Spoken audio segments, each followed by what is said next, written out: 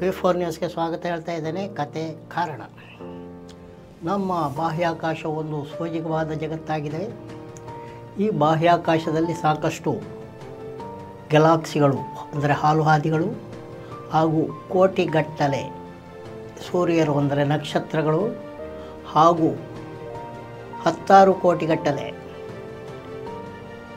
ಗ್ರಹಗಳು ಹಾಗೂ ಉಪಗ್ರಹಗಳು, ಕ್ಷುದ್ರ ಗ್ರಹಗಳು, ವಿಹಾರಿಕೆಗಳು ಇತ್ಯಾದಿ ಇವೆ. ಅಂಥ ಗ್ಯಾಲಕ್ಸಿಗಳಲ್ಲಿ ಒಂದು ಮಿಲ್ಕಿ ವೇ ಎನ್ನುವಂಥ ಗ್ಯಾಲಕ್ಸಿಯಲ್ಲಿ ಅಂದರೆ ಮಿಲ್ಕಿ ವೇ ಎನ್ನುವಂಥ ಹಾಲುಹಾದಿಯಲ್ಲಿ ಸೂರ್ಯ ಮಂಡಲವಿದೆ. ಈ ನೇಸರ ಮಂಡಲದಲ್ಲಿ ನಾವೆಲ್ಲ ಇದ್ದೇವೆ. ಇಲ್ಲಿಯವರೆಗೆ ಬೇರೆ ಸೂರ್ಯಮಂಡಲ ಹೋಗಲಿ, ನಮ್ಮ ನೇಸರ ಮಂಡಲದಲ್ಲಿ ಕೂಡ ಭೂಮಿಯನ್ನು ಹೊರತಾಗಿ ಬೇರೆ ಎಲ್ಲೂ ಕೂಡ ಮಾನವನಂಥ ಜೀವಿಗಳು ಇರುವಂಥ ಸುದ್ದಿ ಕಂಡು ಬಂದಿಲ್ಲ. ಮನುಷ್ಯನು ಬೇರೆ ಗ್ರಹಗಳಲ್ಲಿ ಹೋಗಿ ವಾಸಿಸಲು ಭಾಳಷ್ಟು ವರ್ಷಗಳಿಂದ ಪ್ರಯತ್ನ ಮಾಡ್ತಾ ಇದ್ದಾನೆ. ಇಲ್ಲಿಯವರೆಗೆ ಕೂಡ ಮಾನವನಿಗೆ ಬೇರೆ ಗ್ರಹಕ್ಕೆ ಹೋಗಲು ಸಾಧ್ಯವಾಗಿಲ್ಲ. ಮಾನವನು ಇಲ್ಲಿಯವರೆಗೆ ಹೋಗಿರುವುದು ಉಪಗ್ರಹವೊಂದಕ್ಕೆ ಅಂದರೆ ಭೂಮಿಯ ಉಪಗ್ರಹವಾಗಿರುವಂಥ ಚಂದ್ರನಲ್ಲಿ ಹೋಗಿ ಇಳಿದಿದ್ದಾನೆ. ಹಾಗೆ ಇಳಿದದ್ದನ್ನು ಕೂಡ ಕೆಲವರು ಸಂಶಯ ಪಡುವವರಿದ್ದಾರೆ, ಹಾಗೆ ಇಳಿದಿಲ್ಲ ಅಂತ ಹೇಳುವವರಿದ್ದಾರೆ. ಅದೇನಾದರೂ ಇರಲಿ, ಯಾವುದಾದ್ರು ಗ್ರಹಕ್ಕೆ ಹೋಗಿದ್ದಾನಂದರೆ ಯಾವ ಗ್ರಹಕ್ಕೆ ಇಲ್ಲಿವರೆಗೆ ಹೋಗಲಿಕ್ಕಾಗಲ್ಲ. ಮಂಗಳ ಗ್ರಹಕ್ಕೆ ಹೋಗಲು ಸಾಕಷ್ಟು ಹುಡುಕು ಯಂತ್ರಗಳನ್ನು ಕಳಿಸಿದ್ದಾನೆ. ಅಲ್ಲಿ ಸಂಶೋಧನೆ ನಡೀತಿದೆ, ಆದರೆ ಮನುಷ್ಯ ಹೋಗಿಲ್ಲ. ಇನ್ನು ಉಪಗ್ರಹವಾಗಿರುವಂಥ ಚಂದ್ರನಲ್ಲಿ ಇಳಿಯಲು ನಮ್ಮ ಇಸ್ರೋಗೆ ಇನ್ನೂ ಕೂಡ ಒಂದು 30 ವರ್ಷ ಬೇಕು ಅಂತ ಆ ಇಸ್ರೋದ ನಿರ್ದೇಶಕರೇ ಹೇಳಿದ್ದಾರೆ. ಸೋವಿಯತ್ ರಷ್ಯಾ ಇದ್ದಾಗ ಅತಿ ಮುಖ್ಯವಾದ ಸಾಧನೆ ಬಾಹ್ಯಾಕಾಶದಲ್ಲಿ ಅದರಿಂದ ನಡೆದಿತ್ತು. ಸೋವಿಯತ್ ರಷ್ಯಾ ಒಡೆದ ಮೇಲೆ ಬಾಹ್ಯಾಕಾಶದ ಸಾಧನೆಗಳಲ್ಲಿ ಮೊದಲ ಸ್ಥಾನಗಳಲ್ಲಿ ಅಮೆರಿಕವೇ ಮುಂದುವರೆದಿದೆ. ಅಮೆರಿಕದ ಬಾಹ್ಯಾಕಾಶ ಸಂಶೋಧನೆ, ರಕ್ಷಣೆ ಮತ್ತು ಬಾಹ್ಯಾಕಾಶ ಸಂಶೋಧನೆ ಸಂಸ್ಥೆಯಾಗಿರುವಂಥ ನಾಸಾ ಈಗಲೂ ಕೂಡ ಜಗತ್ತಿಗೆ ಬಾಹ್ಯಾಕಾಶ ವಿಜ್ಞಾನದ ಬಗ್ಗೆ ಸಾಕಷ್ಟು ವಿವರಗಳನ್ನು ನೀಡುವಂಥ ಸಂಸ್ಥೆಯಾಗಿದೆ. ಈಗ ಅದರ ಪಾರ್ಕರ್ ಪ್ರೋಬ್, ನಾಸಾದವರು ಕಳಿಸಿರುವಂಥ 2017ರಲ್ಲಿ ಕಳಿಸಿದ್ದಂಥ ಪಾರ್ಕರ್ ಪ್ರೋಬ್ ಅದಿವಾಗ ಸೂರ್ಯನ ಹತ್ತಿರಕ್ಕೆ ಹೋಗಿದೆ. ಹತ್ತಿರಕ್ಕಂದರೆ ಎಷ್ಟು? ಸೂರ್ಯನಿಂದ 61 ಲಕ್ಷ ಕಿಲೋಮೀಟರ್ ದೂರ. ಸೂರ್ಯನಿಂದ 61 ಲಕ್ಷ ಕಿಲೋಮೀಟರ್ ದೂರವಾದರೂ ಕೂಡ ಅದು ಹತ್ತಿರವೇ. ಯಾಕಂತೇಳಿದರೆ ಸೂರ್ಯನ ಹೊರಾವರಣವಾಗಿರುವಂಥ ಕೊರೋನಾ ಉರಿಯುವ ಬೆಂಕಿ ಅದರ ಹತ್ತಿರ ಯಾವುದೇ ಭಾರತದ ಅಥವಾ ಜಗತ್ತಿನ ಲೋಹಗಳು ಹೋದರೆ ಕರಗಿ ನೀರಾಗಿ ಕರಟೆ ಹೋಗಿಬಿಡ್ತವೆ. ಹಾಗಿರುವಾಗ ಒಂದು ಮಾನವ ತಯಾರಿಸಿದ ಯಂತ್ರ ಅಲ್ಲಿಗೆ ಹೇಗೆ ಹೋಗಲು ಸಾಧ್ಯ? ಆದ್ದರಿಂದ 61 ಲಕ್ಷ ಕಿಲೋಮೀಟರ್ ದೂರ ಅಂದರೆ ಅದು ಕುದಿಯುವ ಬಿಸಿಯನ್ನು ಕೂಡ ತೆಗೆದುಕೊಂಡು ಪಾರ್ಕರ್ ಪ್ರೋಬ್ ಅಲ್ಲಿಗೆ ಹೋಗಿದೆ, ಸಂಶೋಧನೆಯಲ್ಲಿ ತೊಡಗಿಕೊಂಡಿದೆ. ಸೂರ್ಯ ನಮ್ಮಿಂದ 15 ಕೋಟಿ ಕಿಲೋಮೀಟರ್ ದೂರದಲ್ಲಿದ್ದಾನೆ. ಇಂಥ ಒಂದು ಸ್ಥಿತಿಯಲ್ಲಿ ನಾಸಾದವರ ಈ ಸಾಧನೆ ಅತಿ ಪ್ರಮುಖವಾಗಿರ್ತದೆ.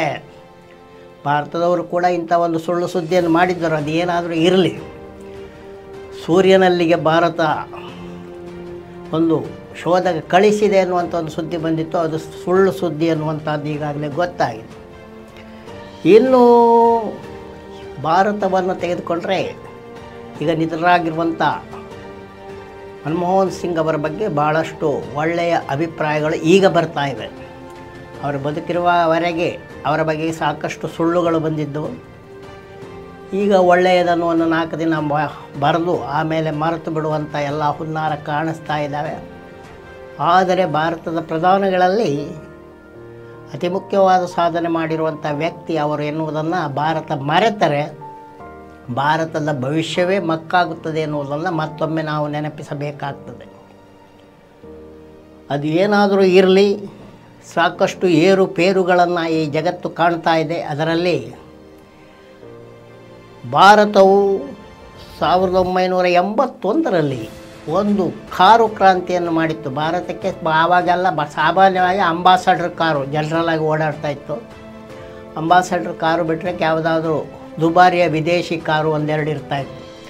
ಅಂಥ ಹೊತ್ತಿನಲ್ಲಿ ಭಾರತದ ಮಾರುತಿ ಎನ್ನುವಂಥ ಸಂಸ್ಥೆಯು ಜಪಾನಿನ ಸುಜುಕಿ ಸಂಸ್ಥೆಯೊಡನೆ ಒಪ್ಪಂದ ಕಂಡು ಮಾರುತಿ ಸುಜುಕಿ ಎನ್ನುವಂಥ ಕಾರು ಮಾರುಕಟ್ಟೆಗೆ ಬರುತ್ತಲೇ ಭಾರತದ ಕಾರು ಮಾರುಕಟ್ಟೆ ತನ್ನ ಹೊಸ ದಿಕ್ಕನ್ನು ಕಂಡುಕೊಂಡಿತ್ತು. ಟಾಟಾದವರು ಕೂಡ ಕೆಲವು ವಾಹನಗಳನ್ನು ತಯಾರಿಸ್ತಾ ಇದ್ದರು. ಅವೆಲ್ಲ ಇದ್ರೂ ಕೂಡ ಮಾರುತಿ ಸುಜುಕಿಯು ಭಾರತದ ಯಶಸ್ವಿ ಕಾರು ತಯಾರಿಕಾ ಸಂಸ್ಥೆಯಾಯಿತು. ಆ ಮಾರುತಿ ಸುಜುಕಿ ಸಂಸ್ಥೆಯನ್ನು 40 ವರ್ಷ ಮುನ್ನಡೆಸಿ ನಿವೃತ್ತರಾಗಿದ್ದ ಒಸಾಮಾ ಸುಜುಕಿಯವರು 93ರ ಪ್ರಾಯದಲ್ಲಿ ಈಗ ನಿಧನರಾಗಿದ್ದಾರೆ.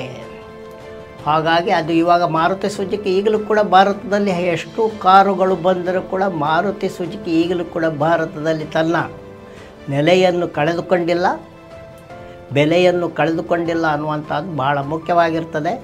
ಯಾಕಂತ ಹೇಳಿದ್ರೆ ಯಾವುದೇ ಒಂದು ಭಾರತವು ಸಾಕಷ್ಟು ಸ್ವಂತಿಕೆಯನ್ನು ಹೊಂದಿದ್ದರೂ ಕೂಡ ತಂತ್ರಜ್ಞಾನಕ್ಕೆ ಸಂಬಂಧಿಸಿದಂತೆ, ಯಂತ್ರಗಳಿಗೆ ಸಂಬಂಧಿಸಿದಂತೆ, ತಂತ್ರಾಂಶಗಳಿಗೆ ಸಂಬಂಧಿಸಿದಂತೆ, ಬಾಹ್ಯಾಕಾಶಕ್ಕೆ ಸಂಬಂಧಿಸಿದಂತೆ ಇತರ ದೇಶಗಳೊಂದಿಗೆ ಒಪ್ಪಂದ ಮಾಡಿಕೊಂಡಾಗ ಅವು ತುಂಬ ಯಶಸ್ಸನ್ನು ಕಂಡಿರುವುದು ನಮಗೆ ಕಂಡು ಬರ್ತಾ ಇದೆ. ಅದರಲ್ಲಿ ಈ ಮಾರುತಿ ಸುಜುಕಿ ಕೂಡ ಒಂದು. ಒಸಾಮಾ ಸುಜುಕಿಯವರ ಸಾವು ಒಂದು ಅಧ್ಯಾಯ ಹೊರತು ಮಾರುತಿ ಸುಜುಕಿ ಅಥವಾ ಸುಜುಕಿ ಕಾರು ಕಂಪನಿಯ ಅಂತ್ಯವೇನಲ್ಲ, ಅದು ಮುಂದುವರಿಯುತ್ತದೆ.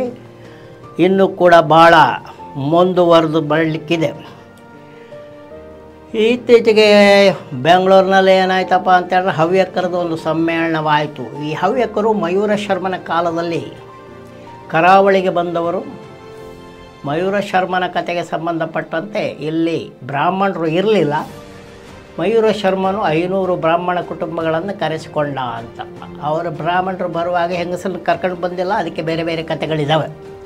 ಘೃತಶುದ್ಧಿಯಿಂದ ಅವರು ಮದುವೆ ಆದ ಕತೆಗಳು ಇವೆತ್ತೆ, ಅದಿದೆ. ಅದೇನಾದರೂ ಇರಲಿ, ಹವ್ಯಕ ಸಮ್ಮೇಳನದಲ್ಲಿ ರಾಘವೇಶ್ವರ ಸ್ವಾಮಿಗಳಪ್ಪ ಏನಪ್ಪ ಅರ್ಪಣೆ ಕೊಟ್ಟಿದ್ದಾರೆ. ನೀವೆಲ್ಲ 3ಕ್ಕಿಂತ ಹೆಚ್ಚು ಮಕ್ಕಳು ಹೆರ್ರಿ, ನಮ್ಮ ಮಠಗಳೇ ಸಾಕ್ತವೆ ಅಂತ ಹೇಳಿದ್ದಾರೆ. ಮಠಗಳನ್ನು ಮಕ್ಕಳಿಂದ ತುಂಬಿಸಿಕೊಳ್ಳುವಂಥ ಆಸೆ ಈ ರಾಘವೇಶ್ವರ ಸ್ವಾಮಿಗೆ ಇದೆಯೇ? ಈ ರಾಘವೇಶ್ವರ ಸ್ವಾಮಿಗೆ ಬಗೆಗೆ ಒಂದು ಆಪಾದನೆ ಕೂಡ ಬಂದಿತ್ತು. ಅಪ್ಪ ಅನ್ನೋದು ಅಪ್ಪ ಇವರು ಅಂತ ಹೇಳಿಬಿಟ್ಟು ಕೆಲವು ಆಪಾದನೆಗಳು ಬಂದಿತ್ತು. ಕೋರ್ಟಿಗೆ ಕೂಡ ಕೇಸ್ ಹೋಗಿತ್ತು. ಆದರೆ ಕೋರ್ಟ್ನಲ್ಲಿ ಕೇಸ್ ನಡೀಲಿಲ್ಲ. ಎಷ್ಟೆಲ್ಲ ಸ್ವಾಮಿಗಳಂದರೆ ದೇವರಿಗೆ ಹೆದರೋದಿಲ್ಲ ನಮ್ಮ ಜನರು, ಸ್ವಾಮಿಗಳಿಗೆ ಹೆದರ್ತಾರೆ. ಈ ರಾಘವೇಶ್ವರ ಸ್ವಾಮಿಯ ಕೇಸ್ ಕೋರ್ಟ್ನಲ್ಲಿರುವಾಗ ಸಾಕಷ್ಟುಗಳ ಜಡ್ಜ್ಗಳು ನಾನು ತೀರ್ಪು ನೀಡೋದಿಲ್ಲ ಅಂತೇಳಿ ಜಾರ್ಕೊಂಡು ಹೋಗಿದ್ದಾರೆ. ಅದೇನಾದರೂ ಇರಲಿ, ಈ ಹೆಚ್ಚು ಮಕ್ಕಳ ವಿಷಯದಲ್ಲಿ ಕೂಡ ಭಾಳಷ್ಟು ಗೊಂದಲ ಇದೆ. ಯಾಕಂತೇಳಿದರೆ ನಾವು ನೋಡ್ತಾ ಇದ್ದೇವೆ, ಶೂದ್ರರ ಕಡೆಮಟ್ಟಿಗೆ 2 ಮಕ್ಕಳಾದರೂ ಮಾಡ್ತಾರೆ. ಸಾಕಷ್ಟು ಸೊಫಿಸ್ಟಿಕೇಟೆಡ್ ಹೈ ಕ್ಲಾಸ್ ಮಕ್ಕಳು ಒಂದೇ ಮಗು ಹೆರೋದು. ನಮ್ಮ ಪತ್ರಿಕಾಲಯಗಳ ದೊಡ್ಡ ದೊಡ್ಡ ಟಿ ವಿ ಮಾಧ್ಯಮ ಮತ್ತು ದೊಡ್ಡ ದೊಡ್ಡ ಮಾಧ್ಯಮ ಪತ್ರಿಕಾಲಯಗಳು ನೋಡಿದ್ದೇನೆ. ಅಲ್ಲಿರುವಂಥ ಹೆಣ್ಣು ಮಕ್ಕಳು 1 ಮಕ್ಕಳ ತಾಯಿ ಹೊರತು 2 ಮಕ್ಕಳದ್ದು ಅಲ್ಲ. ಇದೊಂದು ಅಧ್ಯಯನ ಮಾಡಬೇಕಾದ ವಿಷಯವೇ ಆಗಿದೆ. ಅದೇನಾದರೆ ಇರಲಿ, ಇನ್ನೂ ಮುಂದುವರೆದಿರುವಾಗ ತೆಂಕಣ ಕೊರಿಯದ ಗೊಂದಲ, ಬಾಂಗ್ಲಾದೇಶದ ಗೊಂದಲ ಮುಂದುವರಿದಿದೆ. ಯಾಕಂದರೆ ಬಾಂಗ್ಲಾದೇಶದಲ್ಲಿ ಕೂಡ ಇವಾಗ ಚುನಾಯಿತ ಸರ್ಕಾರ ಇಲ್ಲ, ಮಧ್ಯಂತರ ಸರ್ಕಾರ ಇದೆ. ತೆಂಕಣ ಕೊರಿಯಾದಲ್ಲಿ ಕೂಡ ಚುನಾಯಿತ ಸರ್ಕಾರ ಇಲ್ಲ, ಹಂಗಾಮಿ ಸರ್ಕಾರ ಇದೆ. ಹಾನ್ ಡಕ್ ಸೂ ಅವರು ಇತ್ತೀಚೆಗೆ 1 ತಿಂಗಳ ಹಿಂದೆ ಹಂಗಾಮಿ ಮುಖ್ಯಮಂತ್ರಿ ಪ್ರಧಾನಿಯಾಗಿ ಆಯ್ಕೆಯಾಗಿದ್ದರು. ಅವರಿಗೂ ಕೂಡ ಇವಾಗ ವಾಗ್ದಂಡನೆ. ತೆಂಕಣ ಕೊರಿಯಾದ ಸಂಸತ್ತು ಇವಾಗ ಅವರ ವಿರುದ್ಧ 192 ಮತಗಳಿಂದ ವಾಗ್ದಂಡನೆ ವಿಧಿಸಲ್ಪಟ್ಟು, ಹಿಂದಿನ ಅಧ್ಯಕ್ಷರು ಕೂಡ ಮಿಲಿಟರಿ ಆಡಳಿತ ತಂದಿರುವಂಥ ವಾಗ್ದಂಡನೆ ವಿಧಿಸಲಾಗಿತ್ತು. ಈಗ ಹಾನ್ ಡಕ್ ಸೂ ಕೂಡ ವಾಗ್ದಂಡನೆ ಎದುರಿಸುತ್ತಿದ್ದಾರೆ. ಆಳುವ ಪಕ್ಷದ ಯಾವ ಮಾತಿಗೂ ಸೊಪ್ಪು ಹಾಕದ ಪ್ರತಿಪಕ್ಷಗಳವರು ವಾಗ್ದಂಡನೆ ನಿರ್ಣಯವನ್ನು ಕಂಡುಕೊಂಡಿದ್ದಾರೆ. ನಮ್ಮ ಭಾರತದಲ್ಲಿ ಯಾವ ದಂಡನೆಯೂ ಇಲ್ಲ. ರಾಜಕೀಯ ಮಾಡುವವರು ಎಲ್ಲರೂ ಕೂಡ ರಂಗೋಲಿ ಕೆಳಗೆ ತೂರುವವರೇ ಆಗಿರೋದ್ರಿಂದ ಈ ಭಾರತದ ರಾಜಕೀಯದಲ್ಲಿ 1000 ತಪ್ಪು ಮಾಡಿದರೆ ಎಲ್ಲ ಮಾಪಿ ಬಾರಾಕೂನ್ ಮಾಪಿಗಳೇ ಇಲ್ಲಿ ಇರುವಂಥದ್ದು. ಸಂಸತ್ತು ಕೂಡ ಕ್ರಿಮಿನಲ್ಗಳಿಂದ ತುಂಬಿ ಹೋಗಿದೆ ಅಂತ ಈಗಾಗಲೇ ಸಾಕಷ್ಟು ವರದಿಗಳು ಕೂಡ ಬಂದಿವೆ. ಅದೇನೇ ಇರಲಿ, ರಾಜಕೀಯ ಭಾರತದಲ್ಲಿ ಗಬ್ಬೆದ್ದು ಹೋಗಿದ್ದರೆ ಸಾಕಷ್ಟು ದೇಶಗಳಲ್ಲಿ ಅದರ ಬಗ್ಗೆ ಸಾಕಷ್ಟು, ಅಲ್ಲಿ ಗಬ್ಬೆದ್ದಿಲ್ಲ ಅಂತಲ್ಲ, ಅಲ್ಲಿ ಗಬ್ಬೆದ್ದಿದ್ದರೂ ಕೂಡ ಕೆಲವು ಮಟ್ಟಿನ ಪ್ರತಿಯೇಟುಗಳು ಮತ್ತು ಸುಧಾರಣೆಗಳು ಕಾಣ್ತಾ ಇವೆ ಅಂತ ಹೇಳುತ್ತಾ ಕತೆ ಕಾರಣಕ್ಕೆ ಒಂದು ವಿರಾಮವನ್ನು ಹಾಕಿ ನೋಡ್ತಾ ಇರಿ ವಿ4 ನ್ಯೂಸ್ ಹಾಗೂ ನಮ್ಮ ಯೂಟ್ಯೂಬ್ ಚಾನಲ್ಗೆ ತಾವೆಲ್ಲ ಸದಸ್ಯರಾಗಿ ಎಂದು ಹೇಳುತ್ತಾ ಮಾಡ್ತಾ ಇದ್ದಾರೆ. ನಿಮಗೆಲ್ಲ ಒಂದು ದೊಡ್ಡ ನಮಸ್ಕಾರ.